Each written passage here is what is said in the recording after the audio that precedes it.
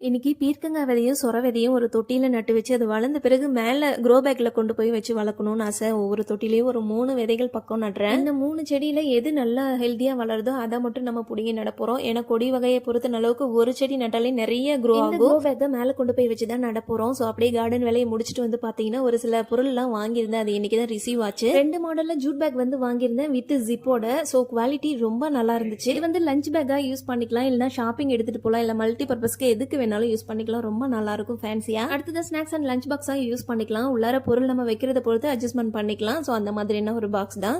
அடுத்ததா இது வந்து டம்ளர் மாதிரி வந்து யூஸ் பண்ணிக்கலாம். மோர் ஜூஸ் இந்த மாதிரி வந்து ஊத்தி கொண்டு போறதுக்காக இது ஒன்று வாங்கியிருந்தேன். அடுத்ததான் டெம்பரேச்சர் ஃபிளாஸ்க்கு. இது வந்து 400 ml கெப்பாசிட்டி 500 கொடுத்து வாங்கியிருந்தேன். இது வந்து டீ, காஃபி, ரசம், சாம்பார் இந்த மாதிரி எல்லாம் கூட எடுத்துட்டு போகலாம். டிராவல் டைம்ல ரொம்ப யூஸ்ஃபுல்லா இருக்கும். 5 மணி நேரம் ஹீட் வந்து மெயின்டைன் ஆகும். இது எல்லாமே திவி கிரியேஷன்ஸ் அப்படிங்கிற இன்ஸ்டாகிராம் பேஜ்ல இருந்து வாங்கியிருந்தேன். அவங்களுடைய வாட்ஸ்அப் நம்பர் ஸ்கிரீன்ல கொடுத்துருக்கேன். பேஜ் வந்து டேக் பண்ணியிருக்கேன். செக் பண்ணி பாருங்க. நன்றி.